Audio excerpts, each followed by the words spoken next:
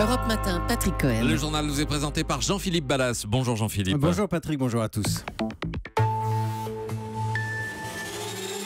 Une nouvelle affaire de chantage à la vidéo dans le domaine du football. Nos révélations dans un instant. Les autres titres. Tous derrière et lui devant, Jean-Luc Mélenchon joue gros cette semaine face à Emmanuel Macron. Ce sera l'enquête du 8h. Les banques veulent réduire le nombre de distributeurs de billets. Nous vous dirons pourquoi. Et puis un espoir pour tous les malades du cancer. Une machine révolutionnaire arrive à Marseille. Un premier bilan de rentrée. 3 semaines après, le ministre de l'Éducation nationale, Jean-Michel Blanquer, sera l'invité d'Europe Matin dans un quart d'heure.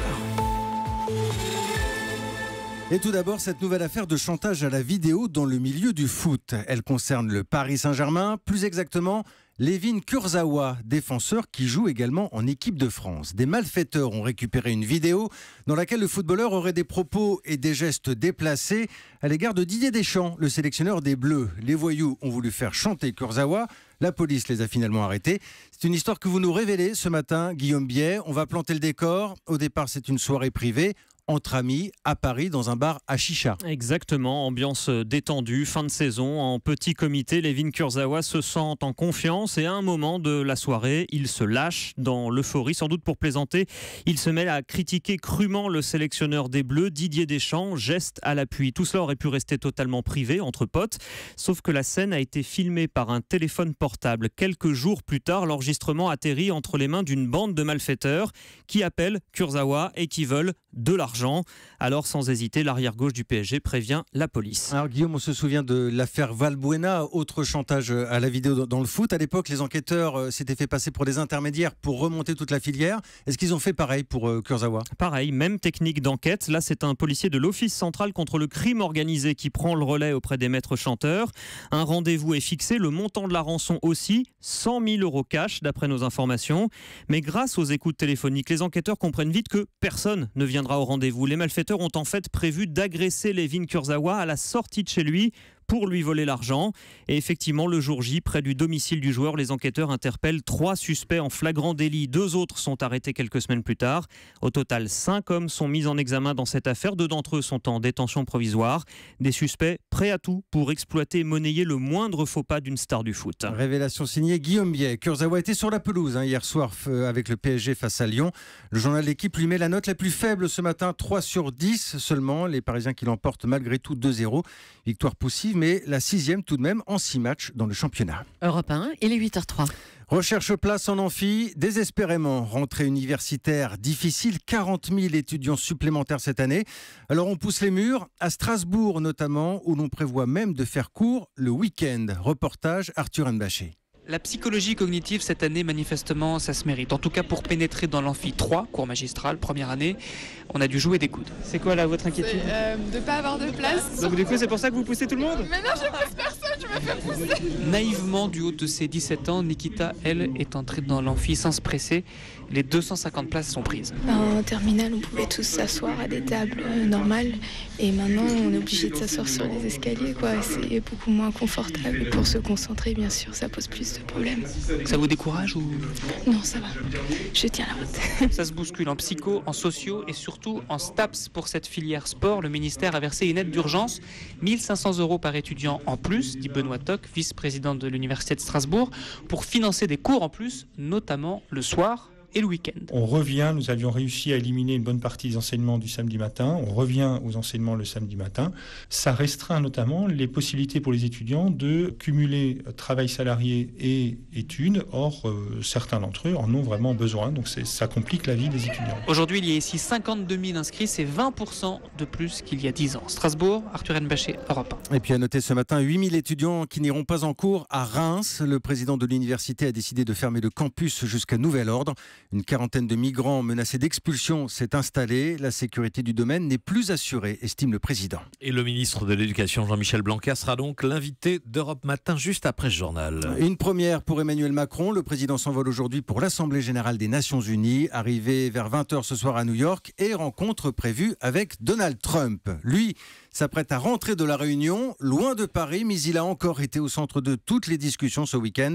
Jean-Luc Mélenchon, l'insoumis qui joue gros cette semaine, c'est l'enquête du 8h.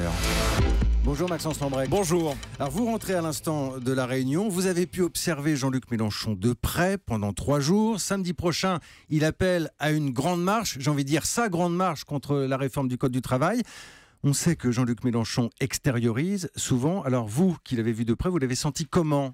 Plutôt serein ou plutôt inquiet ? Il oscille entre les deux en fait. Ouais. Un jour, très inquiet, il appelle son équipe pour connaître le nombre de bus prévus. Et là, on le rassure, déjà près d'une centaine de cars réservés et plusieurs au départ de villes moyennes comme Le Mans. C'est pour lui un excellent indicateur. Il compare ce chiffre avec celui de la présidentielle. Il y en avait eu moins de bus pour son meeting de la Bastille qui avait réuni 100 000 personnes. Il en espère donc davantage samedi. Pourquoi ? Parce que les colères se rejoignent, dit-il. En votant, les citoyens n'ont pas choisi cette austérité. Et Jean-Luc Mélenchon prépare cette marche, pas tout seul. Il laisse entendre que des syndicalistes et plusieurs fédérations l'aident déjà en coulisses. Mais avec tous ces bus, Maxence, il veut quoi ? Il veut un effet de masse, Jean-Luc Mélenchon ? Oui, l'objectif, confidentiel forcément, c'est d'atteindre la barre des 150 000 manifestants.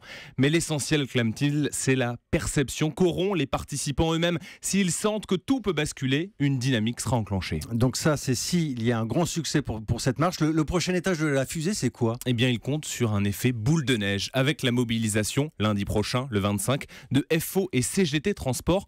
Voici ce qu'il m'a confié à ce sujet. Le 25, vous avez une grève des camionneurs qui démarre. Bon, je ne vais pas vous faire un dessin pour vous dire que ça dépend des catégories sociales, le poids de la grève. Quand vous avez les routes bloquées, il n'y a plus rien qui passe. Par exemple, des fois, il y a des raffineries qui se bloquent aussi. Il n'y a plus d'essence. Il n'y a plus d'essence. Jean-Luc Mélenchon compte sur le blocage des raffineries. En plus, c'est simple, il n'en reste plus que 9 en France. On sait où les trouver, ajoute un de ses fidèles. Le patron des Insoumis a noté aussi l'appel unitaire à la grève dans la fonction publique le 10 octobre et lui-même prépare déjà le coup d'après. Un autre rassemblement est à l'étude. Donc on a bien compris, les menaces sont claires ce matin. C'est quoi l'objectif de Jean-Luc Mélenchon ? C'est de destituer Emmanuel Macron ? Non, il a un modèle en tête, une méthode Juppé 95, un puissant mouvement social qui aboutit à l'abandon des réformes, puis 1 an et demi plus tard à des élections législatives anticipées. Jean-Luc Mélenchon rêve d'un tel scénario. Je suis sûr que l'on gouvernera ce pays. La pente est prise. Désormais, c'est une guerre de mouvement, lâche-t-il avec le sourire de l'animal politique. L'enquête du 8h signée ce matin, Maxence Lambrec. Une longue semaine sociale qui commence donc avec les routiers. Dès ce matin, la CFDT et la CFTC qui lancent des opérations. À noter des blocages sur l'A4 en Moselle au péage de Saint-Avold. Également de gros problèmes, nous signale Lionel Gougelot, à Lille sur l'A1 en direction de Paris, sur l'A25 également et sur l'A7 au niveau de Vienne. Europe 1, il est 8h08. Après Irma, voici Maria, les Antilles placées en alerte cyclonique. Alerte rouge pour la Guadeloupe, orange pour la Martinique. Maria pourrait gagner en puissance dans les prochaines heures. Météo France prévoit une forte houle et des rafales allant jusqu'à 200 km/h. A priori, les îles de Saint-Martin et Saint-Barthélemy ne sont pas sur la trajectoire directe de l'ouragan. Saint-Martin, où 800 militaires sont déployés, chargés de faire régner l'ordre. On va le voir, la cohabitation n'est pas toujours simple dans certains quartiers sensibles. Exemple à Sandy Ground, dans le centre de l'île. Zone réputée pour sa violence et ses trafics de drogue. C'est un reportage de notre envoyée spéciale, Mélanie Nunes.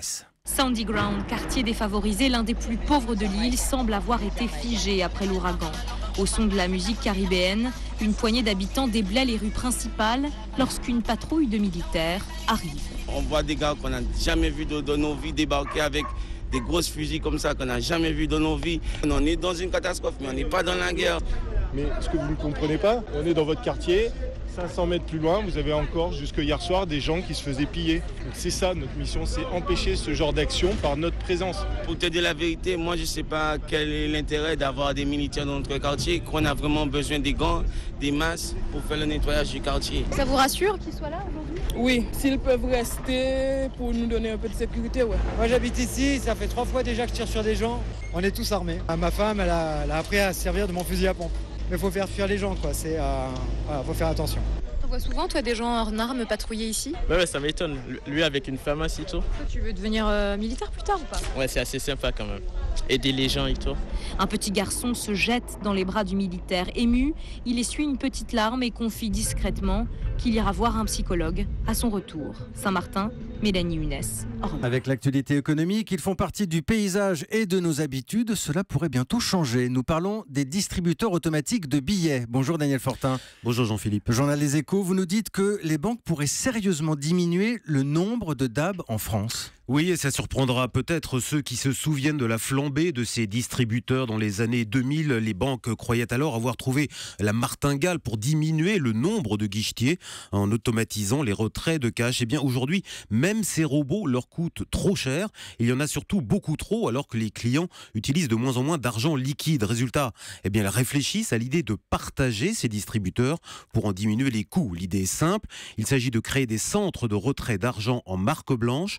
Plus aucun logo n'y figurera. L'essentiel, c'est de partager la facture. Alors Daniel, est-ce que ça veut dire qu'à terme, tous les distributeurs de billets vont complètement disparaître? Alors pas tout de suite, bien sûr, mais oui, à terme, c'est le sens de l'histoire, tout simplement parce que l'argent physique lui-même va progressivement disparaître. Bientôt, on paiera avec son téléphone, avec sa montre connectée et toujours avec sa bonne vieille carte bancaire. Alors cette disparition programmée, ce sont avant tout les banques qui la souhaitent parce que gérer des billets ou des pièces de monnaie, ça leur coûte très cher, notamment pour des raisons de transport et de sécurité. Mais du côté des clients, c'est une autre histoire. Une majorité d'entre eux se déclarent encore attachés aux billets de banque, qu'ils considèrent plus sûrs qu'une transaction électronique et qui reste encore pour eux le seul moyen de paiement complètement gratuit. Moins de distributeurs de billets, c'était l'éclairage de Daniel Fortin du journal Les Échos. Une nouvelle machine et beaucoup d'espoir dans la lutte contre le cancer. Oui, un équipement dernier cri conçu aux États-Unis et qui arrive aujourd'hui en France. Pour faire simple, il s'agit de mieux voir la tumeur, plus précisément, pour mieux la traiter et éviter les dommages collatéraux dans le reste de l'organisme. C'est l'alliance de l'IRM et de la radiothérapie. Cette machine n'existe qu'à une dizaine d'exemplaires seulement dans le monde. L'un d'eux va fonctionner à Marseille.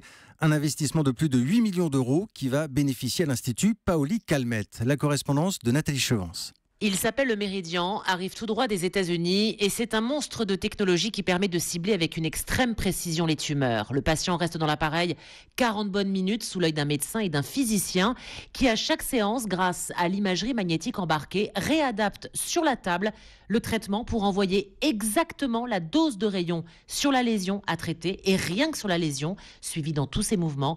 Pour le patient, cela veut dire moins d'effets secondaires, une révolution, insiste le docteur Agnès Talley à l'Institut Paoli-Calmettes. C'est au moins le traitement du cancer de dans 10-20 ans. Les organes périphériques seront le plus épargnés possible. Et donc tout ce qui est inclus dans le champ d'irradiation dû au mouvement de la respiration ou au mouvement qui se passe dans le tube digestif, ces mouvements seront pris en compte par cette imagerie et nous permettront d'arrêter le faisceau s'il faut l'arrêter. Et donc on réduit les zones irradiées dans lesquelles il y a des organes sains. Un appareil à 8 millions d'euros financé en partie par les collectivités locales dans une région PACA où 223 000 patients sont traités chaque année pour un cancer. Marseille, Nathalie Chevance, Europe 1. L'actualité sportive avec du tennis et la France qui jouera la finale de la Coupe Davis. Les Français qui sont venus à bout des Serbes ce week-end à Villeneuve-d'Ascq. Et puis c'était la soirée de l'année pour les séries américaines, la cérémonie des Emmys à Los Angeles. Triomphe pour la comédie VIP, également La Servante écarlate. Et puis coup de chapeau au Saturday Night Live, l'émission satirique qui repart avec 9 récompenses. Une notamment pour l'acteur Alex Baldwin et son imitation féroce de Donald Trump. Féroce et assez juste. Merci. C'était Jean-Philippe Ballas pour le journal sur Europe 1. Europe 1.